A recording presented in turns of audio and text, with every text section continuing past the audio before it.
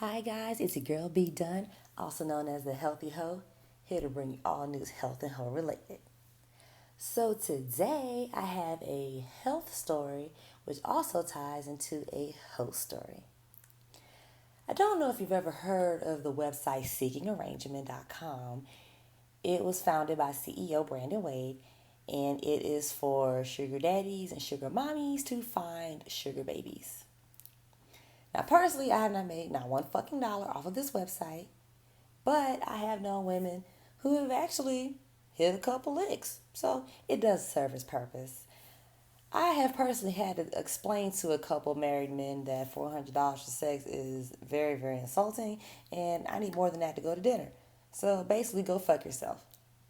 Also, Brandon Wade is known as the king of the salt. He's not a sugar daddy, as he's admitted, and he's pretty salty dude. But I digress.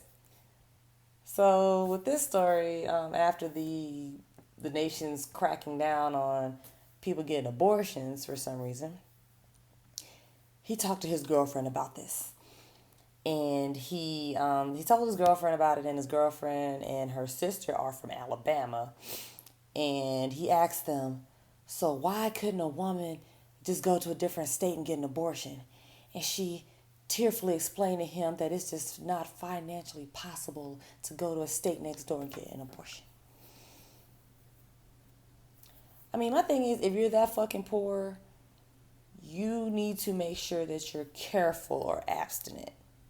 Like, sex is to reproduce and to procreate. If you can't afford to procreate, it is that serious, you really might need to abstain from having sex. And also, who are you fucking if they can't afford to get you a damn abortion if you want one? That's a problem. Why are you giving up your pussy to these broke ass country dudes? Not cool.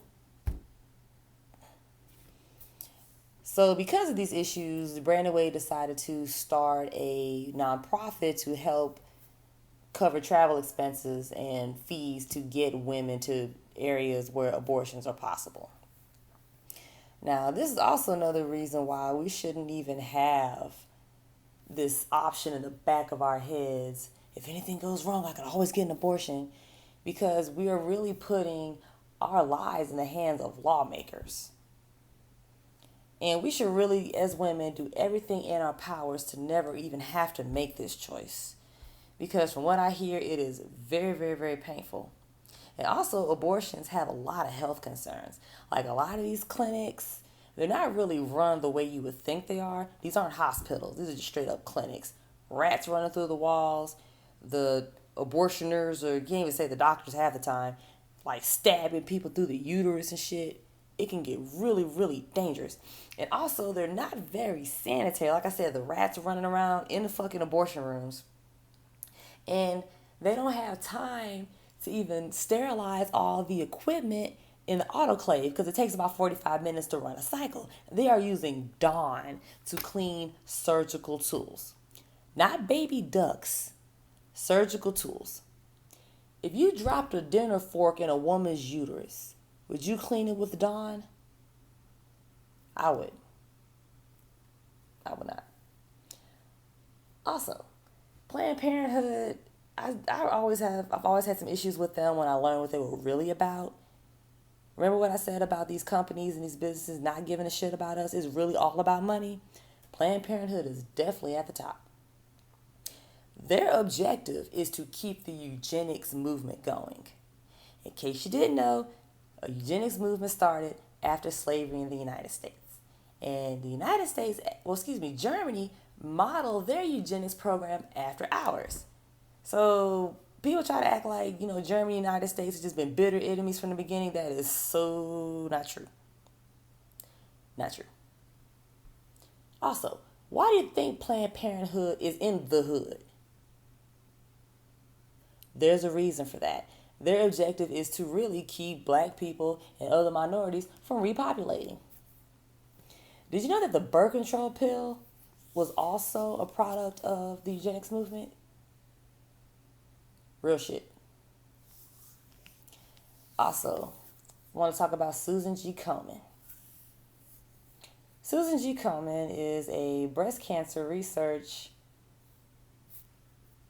Foundation, who's supposed to, help out with breast cancer research and race for the cure and buy yogurt and the NFL players wearing pink and all this shit. And they've been around since the early 90s, late 80s. But there's still no cure for cancer.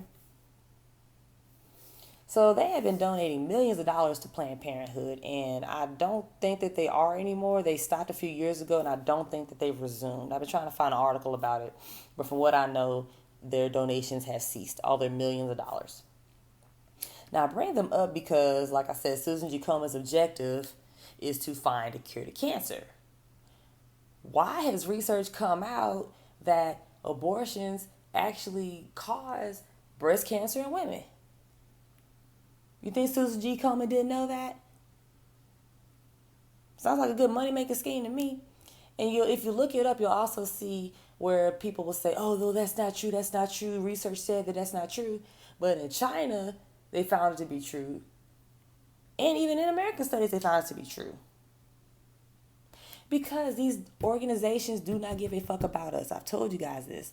And for them to be funding research to cure something that this company that they're donating money to is helping cause, it's a cycle. It's the gift that keeps on giving.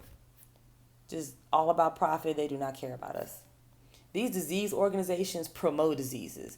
They think that everyone thinks, oh, it's so nice. Everyone cares about breast cancer and NFL and all this and wear this t-shirt to run this race. You're being played. It's all about promoting these diseases. And it's really, really sad, but I know I wear a pink gi to jiu-jitsu, and my family bought it for me a few Christmases ago. Well, a bunch of Christmases ago, before we knew any better. And of course, I'm not going to throw it away, but I'm not donating shit. I ain't buying no fucking yogurt and sending the caps and shit in. I'm not doing no fucking races. When I was in grad school, I remember they went to a race, and I was texting from my bed Saturday morning, like, y'all have fun, I'm not fucking going. Good night. You got to take a stand sometimes.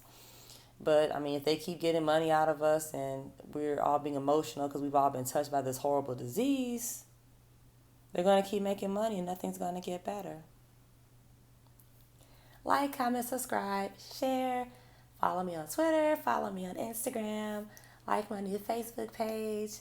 Make sure you tell everybody about my channel. And I'm also going to include some links to some of the things that I've said in an interview that Steven Crowder did with a lady who used to work for Planned Parenthood, and she talked about all the atrocities there, so I have a link about that. And I also have the link about Brandon Wade's little interview, but it's pretty short. Oh yeah, another thing I want to talk about, totally forgot. As a businessman, I really think it is just a ridiculous idea for you to take your sugar baby website, which is borderline prostitution, and link it up with abortions. Because these salty, broke-ass motherfuckers on the website really think that they're about to hit for a couple $100. If that much. $50. And, I mean, with everyone cracking down on, like, back pages and all that stuff, I think it's a horrible business move. And like I said, these guys already think they're about to hit. And the whole tone of this website is, oh, I'm the daddy, I got the money, you had to prove yourself to me. Dude, fuck you and your $50 damn, okay? No. So Brandon Wade, I don't know what the fuck you're thinking. I haven't been on this website in a while. I'm not getting back on this website. They're going to start cracking down. They're probably going to have a bunch of undercovers on there if they're not there already. Because a lot of these dudes will really just sit there and say, oh, for a meetup at $400 and I'll have sex with you and all that. There's going to be another back pages. What you doing, bro? But he is king of the salt, so whatever. Y'all have a good night.